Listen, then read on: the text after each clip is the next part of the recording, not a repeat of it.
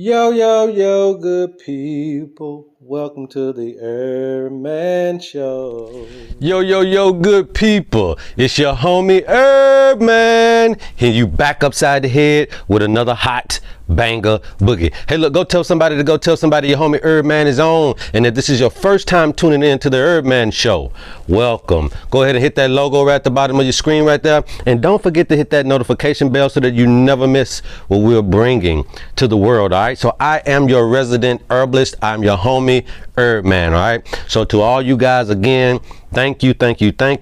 And please hit that subscribe button and grow this channel so that we can allow this information to really start to precipitate in our communities, okay? And it don't matter what color you are, this is all for you, okay? So what is it that we don't know that we need to know about health, that we don't know thus far, that people haven't really been chopping it up talking about thus far?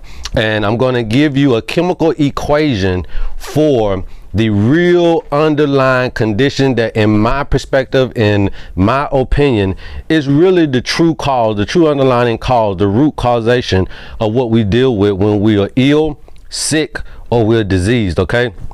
So let me step over here real quick. And as you can see, this is the equation that we're talking about, okay? This is basically the metabolic acidosis and alkalosis and the respiratory acidosis and alkalosis. If you filter through my videos, you'll start to see me really start to talk about this. Even in my earlier videos, I kept telling you that the true essence of disease starts with metabolism. It starts with that balancing act. We really got to understand that for what it's worth, okay? Because that is truly what this equation is all about. It's the balancing act. It's how our bodies are able to balance with our lifestyle choices, our diet, and our exercise, whether we do it or not. This is how your body balances it all.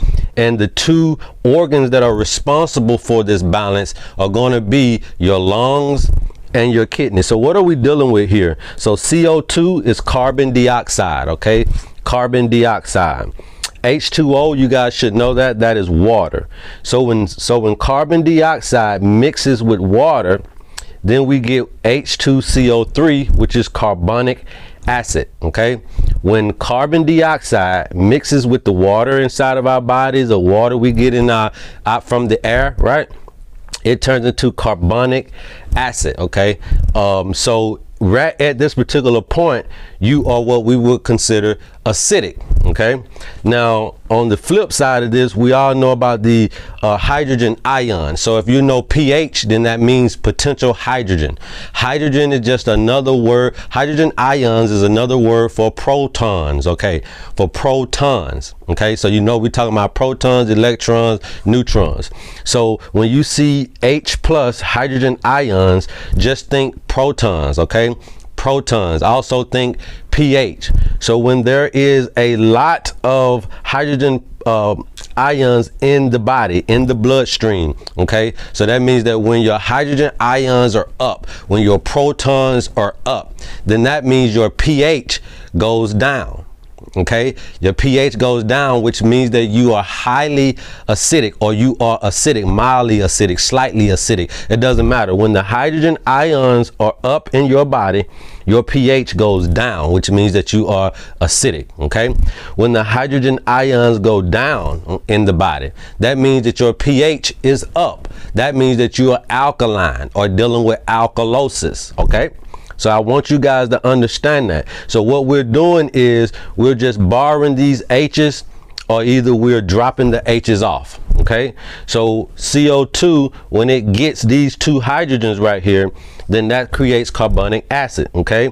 Now, when you take away one of those hydrogens and then you create bicarbonate, HCO3, this is bicarbonate. Another name known for it is baking soda, or whatever you want to call it, but this is bicarbonate, okay? We drop the H, we drop a hydrogen ion, and then now we have one hydrogen, one carbon, and 3 oxygen, okay? 1 hydrogen, 1 carbon, and 3 oxygen, and that makes bicarbonate, okay? So how we look at it from a standpoint of which organ deals with which end of the balancing act, very easy. CO2 okay, and H2O are always going to be representation of the respiratory system, okay? Write this down for you guys, all right? And on this side of the equation is always going to be the kidneys, okay? It's always going to be the kidneys. So when we're dealing with bicarbonate, all right, when we're dealing with the bicarbonate side, this is going to be where the kidneys are doing this acidosis or alkalosis here. This is where we're going to be referencing all of what is going on with the kidneys, whether the kidneys need compensation from the lungs or vice versa, whether the lungs need compensation from the kidneys, okay? So I want you guys to get that. This side of the equation is always going to be dealing with the kidneys, and this side of the equation is always going to be dealing with the respiratory system, okay? So how did this all work? Real quick, real short. When the respiratory system needs help, it calls on the kidneys. When the kidneys need help, they call on the lungs, okay? Now your first line of defense for what we consider to be acidosis, okay? So let me just write this down because that is exactly what we're talking about here. Acidosis being the underlying situation, what's going on, whether it be respiratory acidosis or whether it be when you're dealing with the kidneys, we call that metabolic acidosis, okay? So whether it be respiratory acidosis or metabolic acidosis, we're still dealing with acidosis.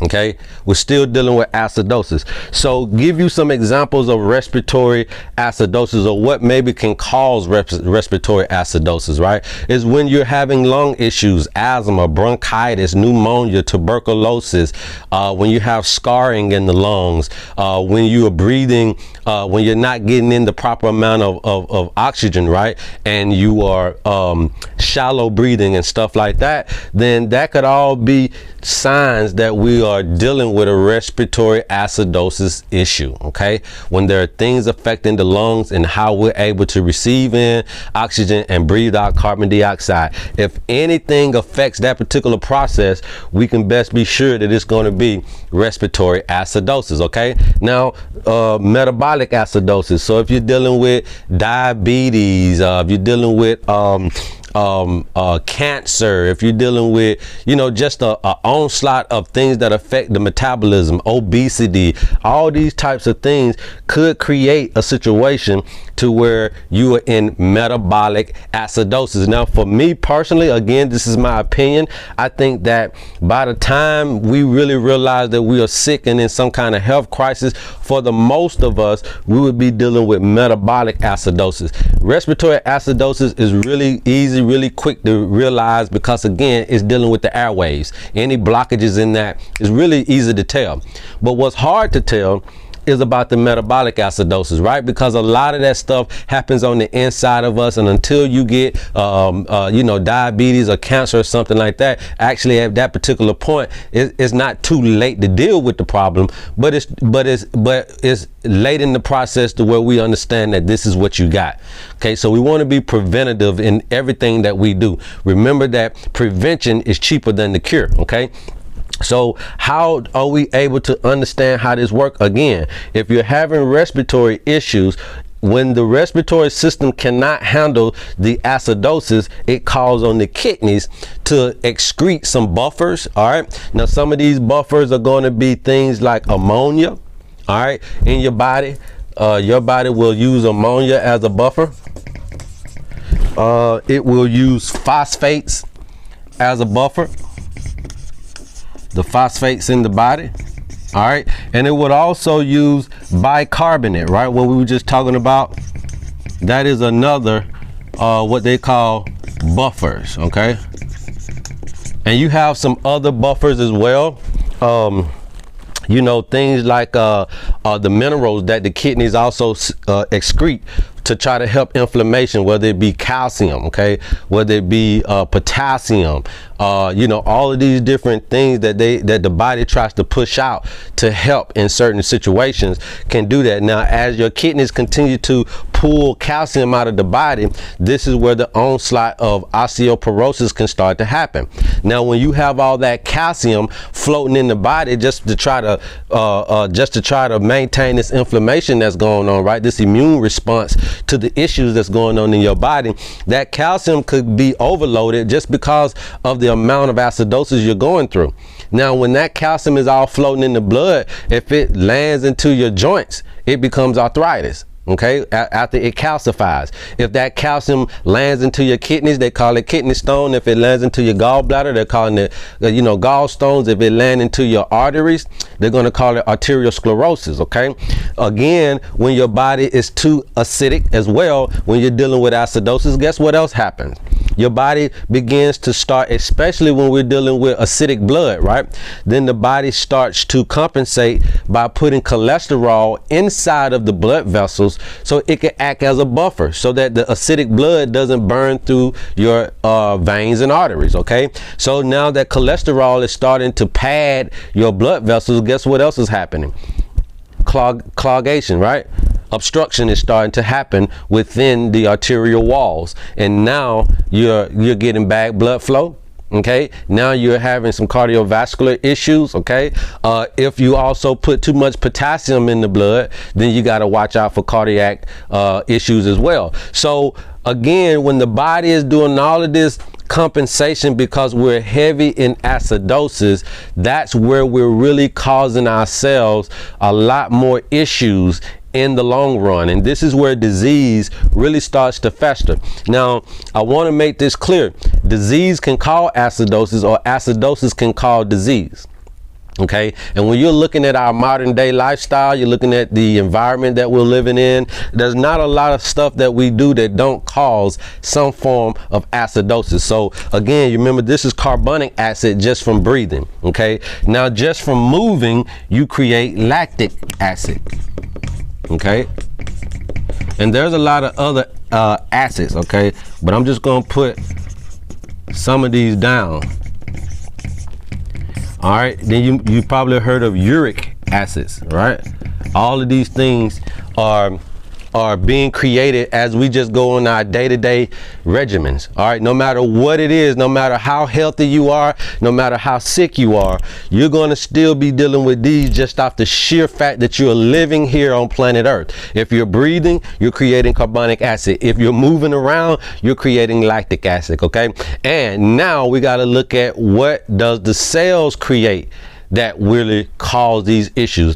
Now, when you're dealing with the cell, right, when you eat something, the liver breaks it down to sugars, the cells then eat the sugar, and when they go through their process of what they call pyruvate or ATP to give you that energy that you need from the sugars, then they also create byproducts. They also create waste products from utilizing this energy. So once they get the energy and they turn it and convert it into things that you can utilize, that in itself creates byproducts, or what we call waste products. Now, those waste products are things like acetate, ethanol, which is alcohol, and a couple of more things, right, that you can pretty much look up. And what that does is, even though those are not acidic, they actually add into this lactic acid, or this lactic acidosis environment, right? And it just that particular cycle, which is called the Cori cycle, C-O-R-I cycle, it just continues to perpetuate in our bodies on a day-to-day basis. And as you continue to pull calcium, continue to pull magnesium, then you got weak muscles. You continue to pull potassium, again, we got to worry about heart attacks. You continue to pull calcium, then you got to worry about bone deterioration. So again, as we continue to go through this balance every day, whether we know that we're going through this balance or not, and we continue our day-to-day diets and our day-to-day lifestyles, our day-to-day regimen of exercising and moving around and all of that, you're creating so much acid in the body. Now, with this acidosis, if it's when you got this type of acidosis in the body, it definitely affects a lot of our body systems, i.e. the immune system. Okay, because in this acidosis type of state right here, it is hard for the immune system to really respond in this type of environment. So that whole process, that whole immune system and everything really gets slowed down. It really does get slowed down. Okay, if you're talking about how it affects our cardiovascular, well, I just told you about a little bit of that as well, right? So you got all of that going on in the cardiovascular, then cholesterol gets inside of the cells, gets inside of your arteries, excuse me, and then now you could be really prone to obstruction and start to have you start to have a clogging in your arteries, right? Because of this acidosis going on. Even down into our digestive system, the same thing. You know, when it's too acidic, the only place that's supposed to be acidic is the stomach. So outside of that, for the most part, all of our fluids are alkaline, okay? Most of us is alkaline outside of a few different areas, right? Like the cells creating their energy, that's gonna create some acids, you know, and the stomach is acidic, you know, but really that's about it. The most part of you is alkaline. The water content in your body is alkaline. Your interstitial fluids and your spinal cerebral fluids and all of these things are really alkaline, okay? And even the blood. So what is the blood? 7.35 to 7.45. So in health, we say 7.4 is a healthy body. Now there are several ways that you can get this, to read this and see exactly where you at. You can go to your local clinics and hospitals or labs or whatever and ask for blood tests and try to see the pH of your blood. You can also get this through arterial blood gases tests that you can get, the ABG test that you can get from your local hospitals or clinics or whatever. You can also do urine and saliva pH test. All right, now with the urine and saliva test, you can do them, but you got to be careful with those because again, they're testing the fluids and not necessarily the blood. Okay, and so they may be way lower on the acidic scale than what we showing here, right? So in medicine, anything below 7.4 is considered acidic.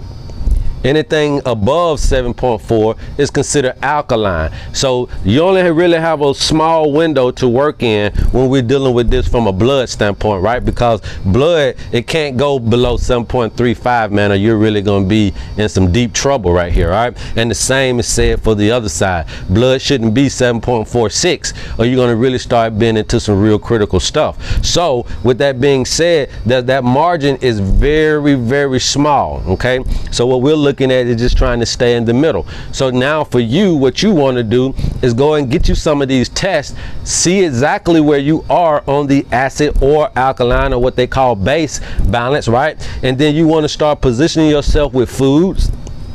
So you want to start positioning yourself first with diet. All right, then secondly, you want to do exercise, but you want to do exercise, mild exercise. Remember that this lactic acid buildup happens when you moving, so you don't want to create a whole bunch of that. Okay, the body knows how to dispel it when we actually do rigorous exercise, but again, you don't want a whole bunch of that in your body because sometimes we don't know when to exercise hard and when to start off slow. And sometimes when we start off too fast and our muscles get weak and we really can't do anything, it's because we got that lactic acid buildup. Okay, now all of these acids and stuff goes through where? It has to come out of somewhere. Remember that these are waste products, all right, of what you are doing. So you got these lactic acids, you got acetate, you got ethanol,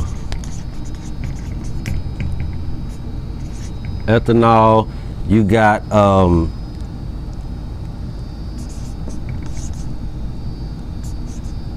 acetaldehyde. All right, and I'll put one more, and you got lactate. Okay, so these, again, these are all waste products.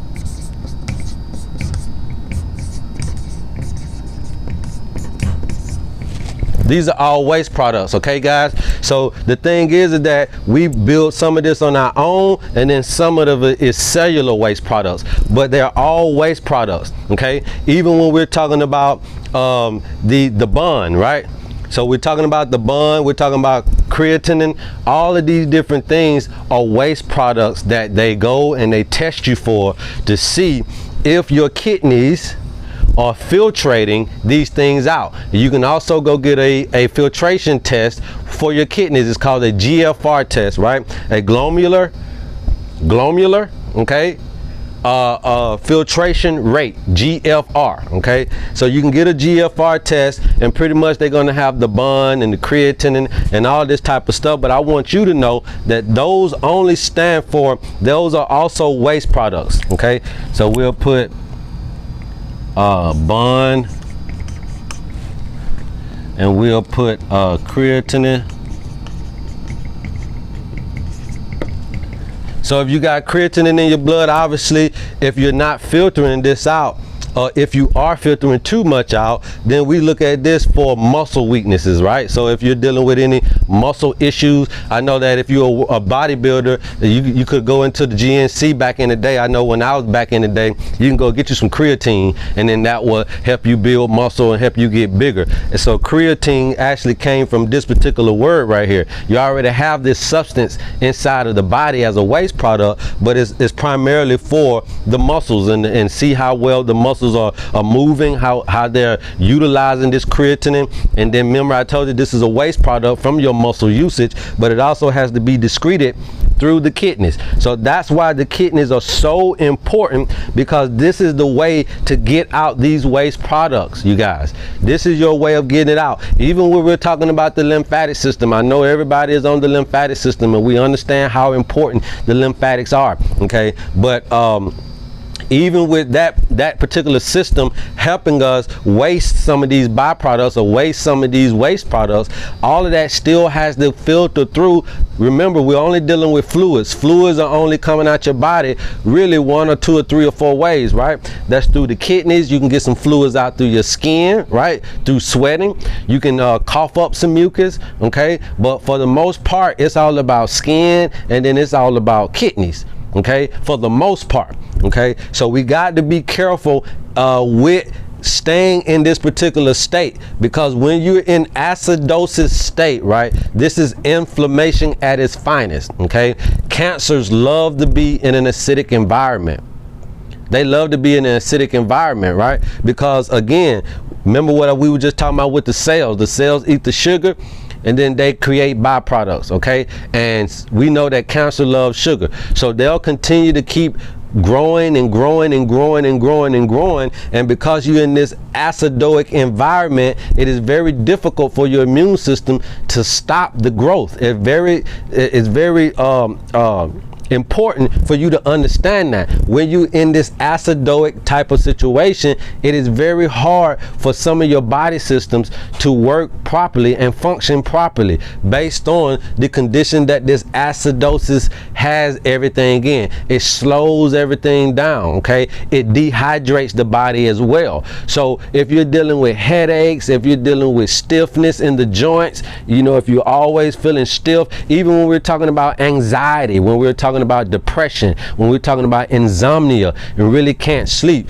we really need to be looking at acidosis, because that could really play a real big part on that. When we're talking about the nervous system, okay, we're talking about the nervous system, your thoughts and how you feel on a day-to-day basis. And in this acidoic type of state, you mean to tell me that that's affecting how my cells are communicating, how the brain communicates with the body? Yes, that's what we're telling you.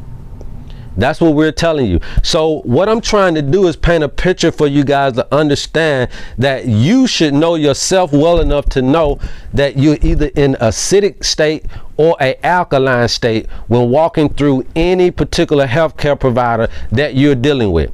I don't care what you're dealing with. You want to know that I'm acidic. I know I'm acidic. So if you know you are acidic, then what are some of the first things you need to do to help yourself out? Well, we just looked at it and we just talked about it. If I am acidic, then the first thing I want to do is create some type of bicarbonate in my system. I want to create some type of balance, right? So hydration. Okay, hydrating foods, water, okay, this is going to be very critical to putting the fire out that acidosis creates in our bodies. Okay, hydrating foods and really good H2O is going to be very critical in being the first line defense at putting some of this acid out. What is another way? Deep breathing techniques. Okay, let's put this all down here. So we got deep breathing techniques, all right? Help us put out the fire. All right, we have water. Help us put out the fire. We got hydrating fruits and vegetables to help us put out the fire, okay? These are just some of the 3 things that you can start changing around really fast when you're in an acidic situation. Again, we know that acidosis is going to be a fundamental place for cancers, diabetes, allergies, arthritis, any type of heart issues, any type of kidney issues, any type of liver issues are pretty much going to be wear down, right? They're going to be worn down by this acidosis that's going on here. So the first line of defense for the particular listener is deep breathing techniques, water, and hydrating foods. And make sure that this water is pure water. It needs to have the opposite of protons, which is what? Electrons, which is going to be electrolytes, right? It needs to have good electrolytes in it. Even with your hydrating fruits and vegetables, what we're trying to get out of it is the balancing act, electrons to protons. Remember that when the hydrogen ions go up, you are acidic. The pH goes down, potential hydrogen, it goes down. When the hydrating goes down, you go back to alkaline. You see that? So when your hydrogen ions go down, you go back to alkalinity. So what we want to do is try to get these hydrogen ions to go down, or these protons to go down, by either equaling out electrolytes or adding them, right? Either way, we're trying to surmise this hydrogen ions, and we're trying to get them down so that we can get more alkaline. So I wanted you to understand the science behind being alkaline. I wanted you to understand the biochemistry behind being alkaline. And I also wanted you to understand that this is where you got to understand yourself. You don't have to understand these equations and what we get out of this. You don't got to understand what the doctors and, you know, all these tests and all of these numbers are concerned. But what you do, you really want to know what they mean. You want to know that your bond, all right, is talking about waste products and seeing how good that your kidneys are filtering the waste products. You want to know that creatinine is another waste product. You want to know that lactic acid, carbonic acid, and uric acid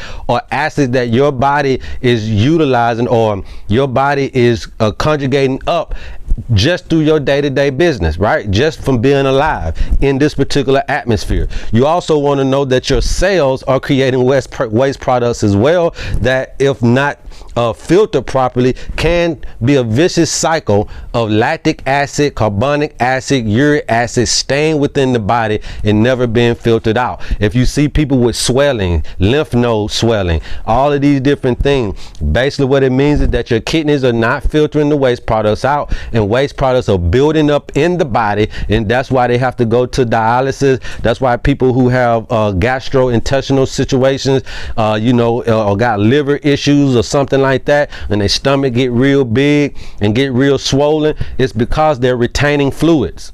They're retaining the fluids that they should be excreting out.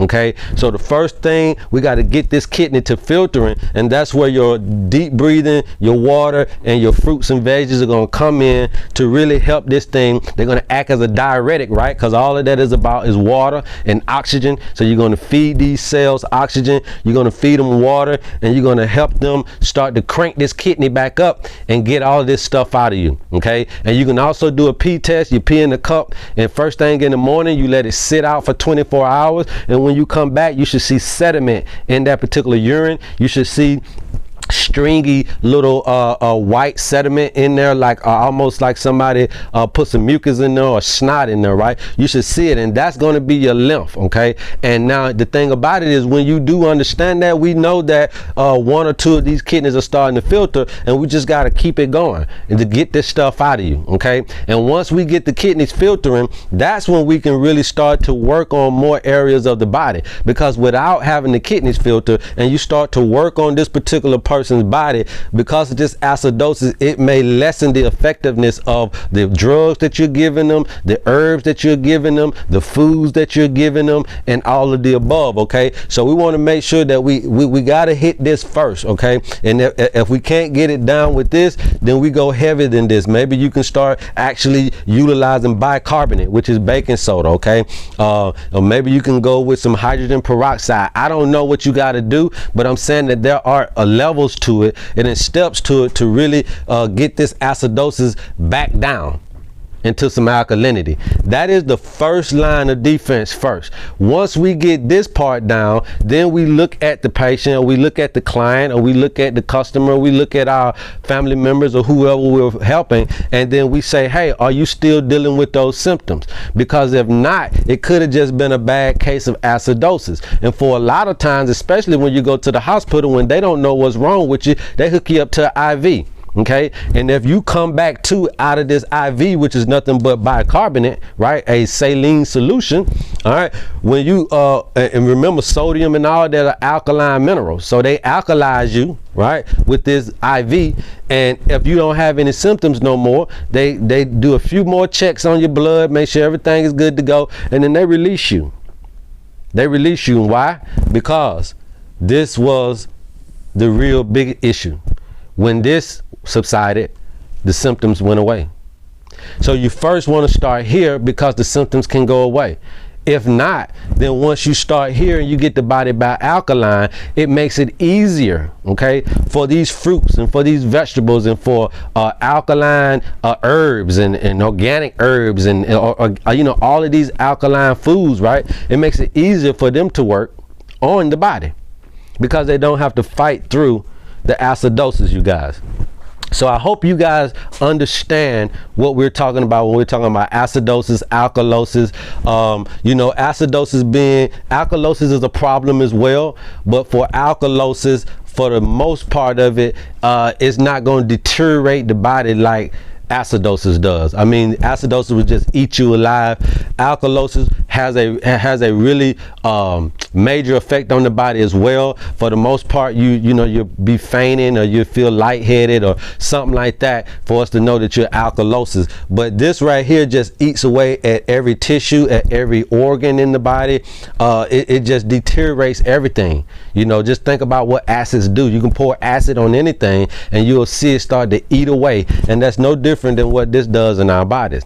And we can get this through pollution, we can get it through foods, we can get it through bad drinks, we can get it through thought processes, negative thought processes, we can get it through all these things. Creates acidosis, just living. And that's why holistic health is so important to us moving forward. And hopefully this video will help you guys, especially the common people, understand what's going on within them so that they can know what to do in times of peril. All right, I love you guys. There's absolutely nothing you can do about it. Go tell somebody your homie HERBMAN was on. And until next time, love HERBMAN. Yo, good people. Welcome to the HERBMAN Show.